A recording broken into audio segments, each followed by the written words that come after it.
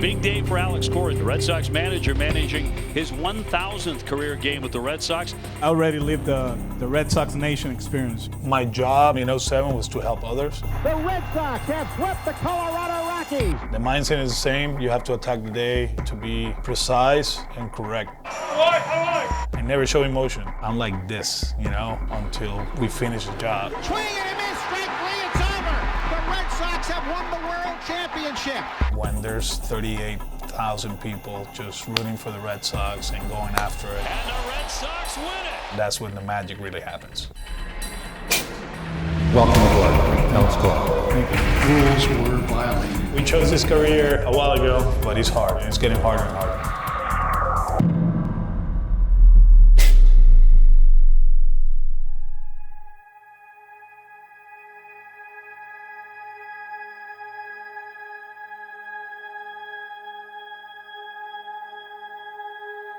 We're going to connect with players, be genuine, and be accessible, and that's the most important thing. This year I learned that talking to players is not bad. Having a good relationship with players is not bad, and doing that, you're going to get the best out of them. The hard part is that you're not only managing the Red Sox, you're managing each individual.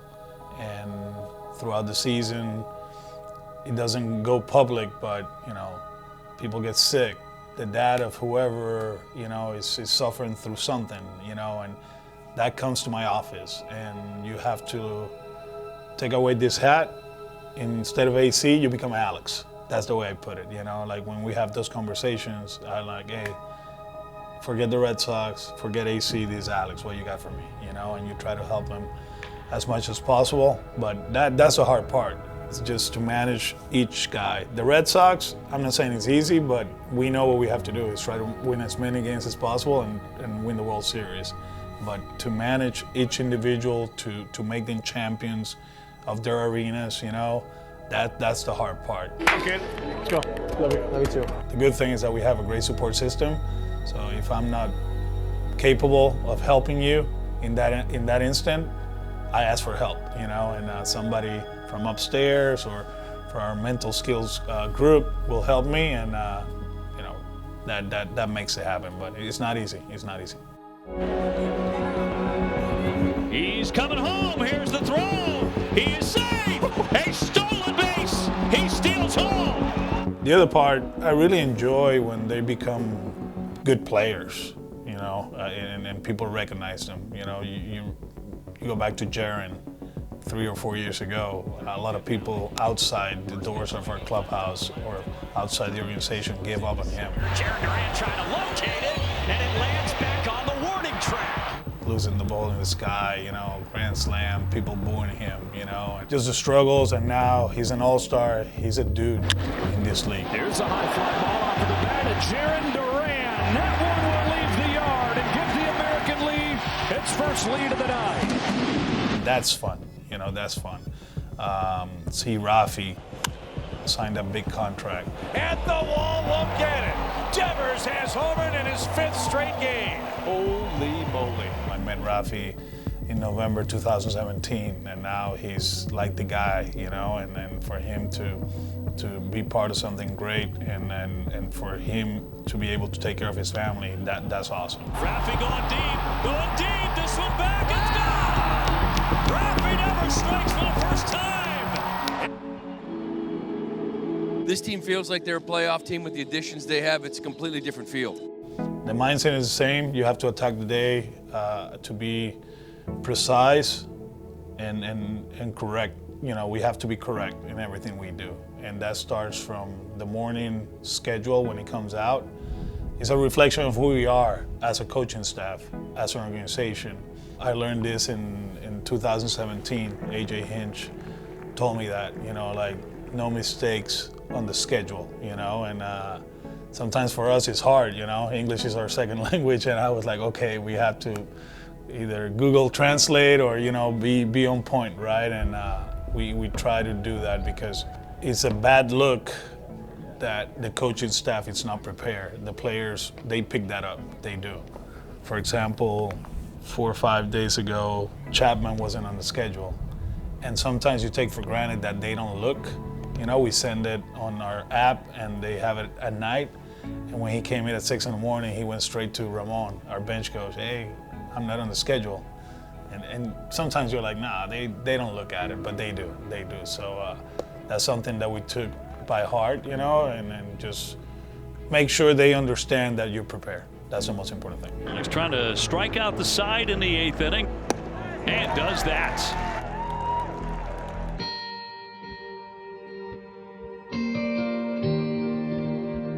It starts in the off-season, to be honest with you. Just try to envision the roster, understanding there's a lot of moving parts, but you have a pretty good idea what our skill set is going to be. Are we going to hit for power? Are we going to be very athletic? Are we going to pitch? And you start kind of like visualizing, you know, the roster and how we're going to go about it. Personally, try to detach myself in the off season, have time for my family, because when you get to Fort Myers or you get to Boston, it's not that they become secondary. They're gonna be always number one in my life, but there's a lot of time spent here. And if you don't do that, the recharge, reset, reboot in the off season, I don't know how you're gonna survive 162, to be honest with you. So there's a combination of visualization and resetting, which is kind of like ironic, right? Because you have to stay locked in. We, as coaches, we work the whole year. You know, the players, they have an off season, right? They just work on their thing physically, you know, getting ready for next year. We have to stay on top of it. It's crazy to say it, but you have to stay locked in, but you have to detach yourself from the madness.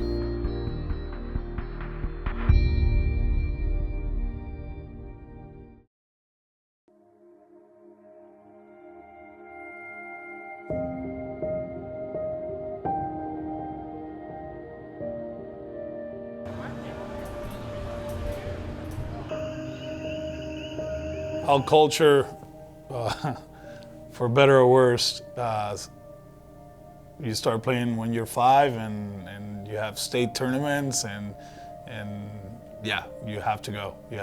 That's what they preach down there. You have to win. Now, as a parent, I'm opposed to all that stuff, you know? Like, yeah, we want to win, but at what cost, you know? It's about player development and all that. I want my kids to enjoy it, have fun. But man, my first state championship, I was 7 years old, you know, and we have a rivalry in my hometown. You know, I played for Villanueva. The other team, the other, you know, neighborhood was Villa Blanca, and we went at it, you know, and we won. We ended up to the Dominican Republic, and over there it was the same thing. You know, we have to beat the Dominicans, you know. So since I was a little kid, it was engraved, you know, like you gotta go. It comes from within, you know, like you cannot measure that, you know, you cannot. There's not an assessment of, you know, like we said back home, cojones, you know, like either you have it or not, you know.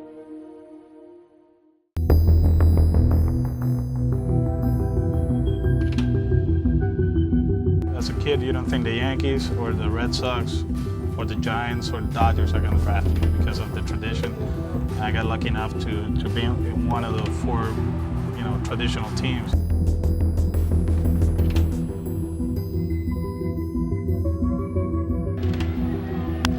This one off the end of the bat, cued out towards short. Cora touches second, fires to first for the double play. In the air, and deep right, off the bat of Cora, back goes Rios onto the track, and he can't make the catch. That'll get out of here, a home run. Right side, diving is Cora.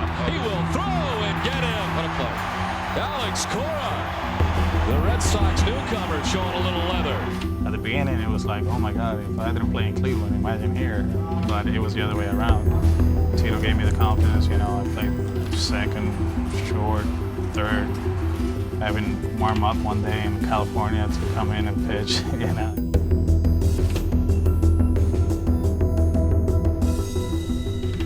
In 2012, non-roster invitee by the Cardinals, go to spring training. We have a road trip to go to Kissimmee. It's a 2.5-hour trip, right? I'm not starting. I come in the 8th inning to play defense, didn't get an at-bat. I already had 13 years in the big leagues. That was the message. I got back next morning, Mike Matheny, that was his first year as a manager, called me into the office. I was his first cut in his career, I was. He's still, we're still in touch, but I knew when I went to that trip, yeah, they're not counting on me. They told me, I called my daughter, Camila, I said, this is it, I'm gonna retire. I wasn't gonna go to the minor leagues or go to Mexico. I fulfilled my dream, 13 years in the big leagues, man, that's a lot. That's a lot, and just retire right there.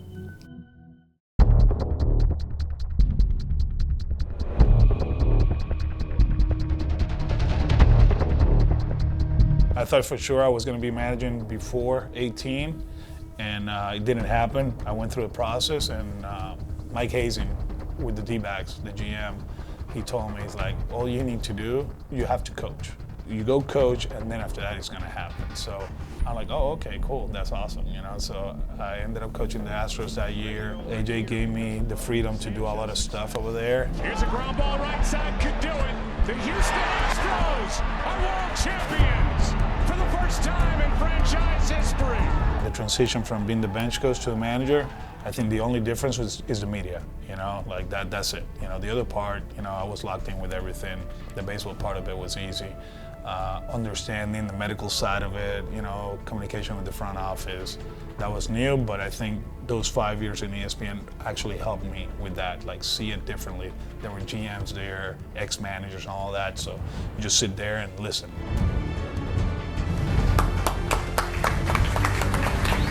I think it's very important that, I already lived the Red Sox Nation experience. To come back is amazing. In this city, everybody wants to win a world championship. And for that to happen, my goal is for this team to pay attention to details, show up every day and try to take advantage of certain situations during the game. Either base running, defensively, offensively, or pitching. People, they live baseball here 24/7, and I understand that. We're very excited, looking forward to the opportunity, and looking forward to win championships.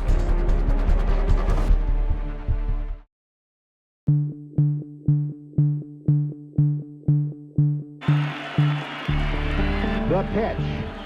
Swing and a miss. It's over. The Red Sox have swept the Colorado Rockies. The Red Sox are the world champions of baseball for 2007.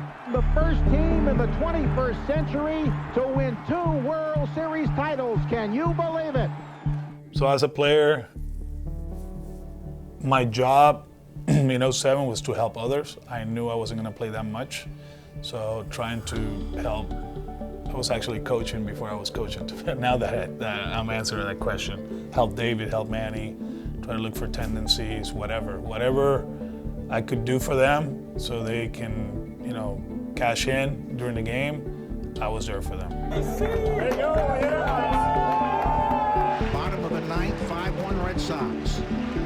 Sale winds, he fires. Swing and a miss, strike three, it's over. In 18, as a manager, you just locked in, the family knew. It was like, I will get home late from the games, I will get up late, have breakfast, and leave early, there was no family time. They actually enjoyed it. They did, my brother, my sisters, my mom, they all flew in. I called it like an American Legion tournament, the whole family's there. It was so locked in, like this the whole time. Not too high, not too low.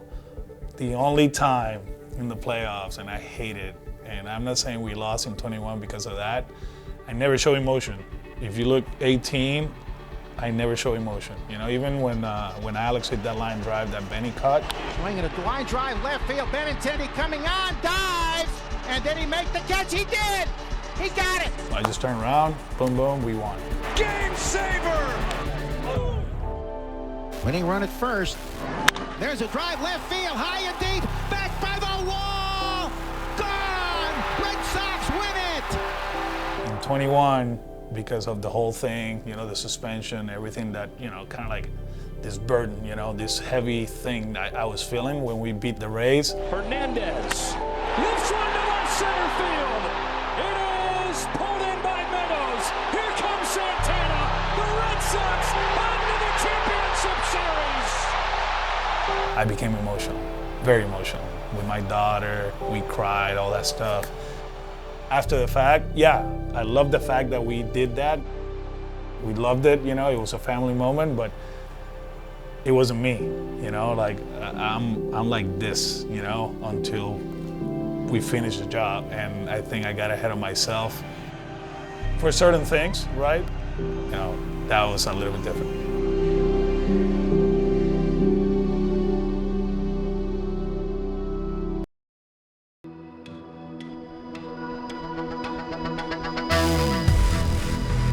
It was ultimately an easy decision for the Red Sox and for Alex.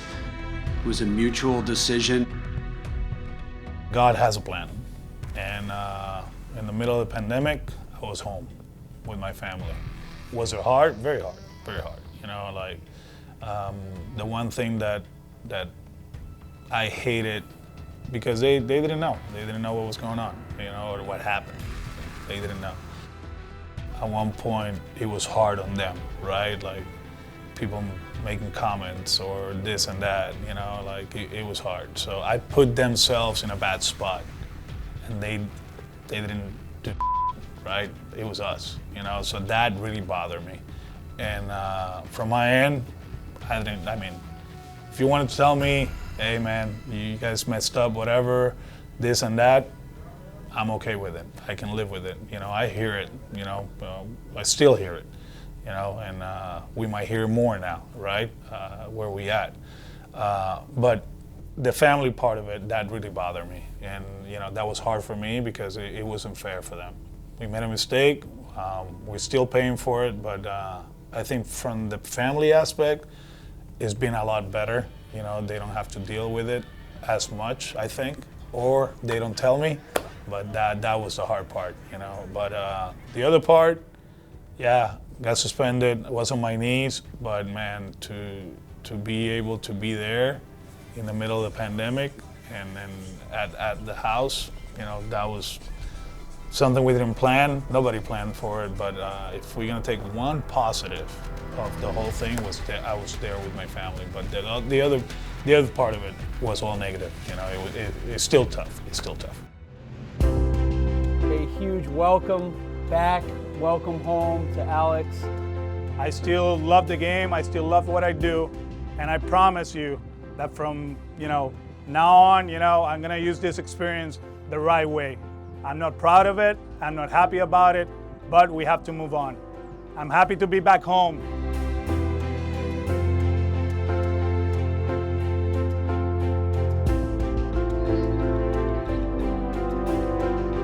City, if you're not on point, you know, they're gonna let you know, you know, for how much they like AC. Let's go, Sox! They're gonna let you know, they will. And we don't take anything for granted. I can guarantee you, we go after it the same way we did in 18, we went after it in 22, 23 when we finished last, you know, nothing has changed. And the Red Sox win the game.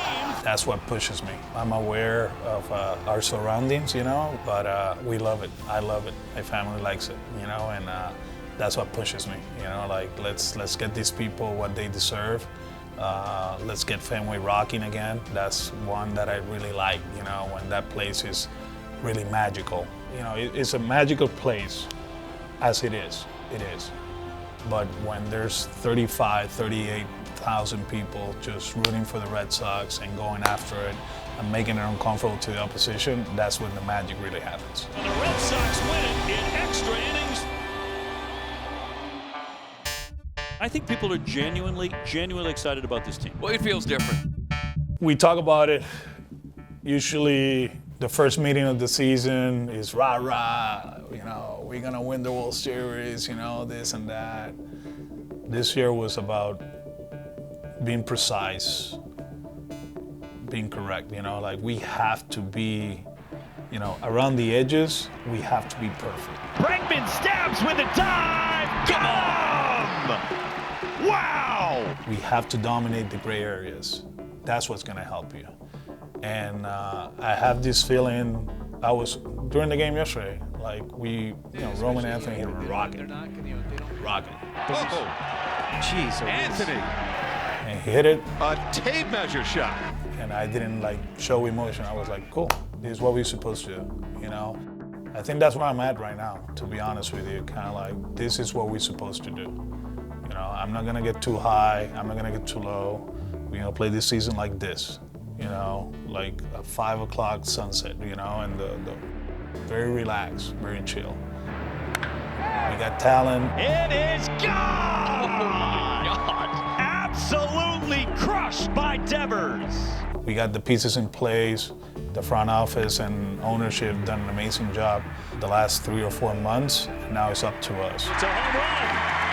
Number 2 tonight. So me as a leader, just stay calm, stay in the moment, dominate your arena, understanding that sub-arenas, right, that we have to actually help to become better. But we're in a good spot. We're in a good spot. I'm having fun again with this group. I feel like we're in that point that we just play it out. We just play it out, and good things are gonna happen. And the Red Sox walk it off. You go back to October 28th, 2018, man. That day in LA was probably my best day as a professional athlete or coach, right?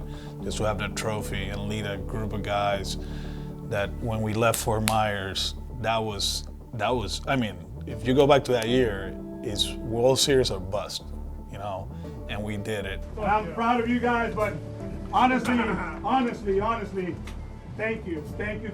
And to have that taste right away, that's what drives me, you know, like I want to have it again. I want to do it again. I want to the parade, you know, in Boston.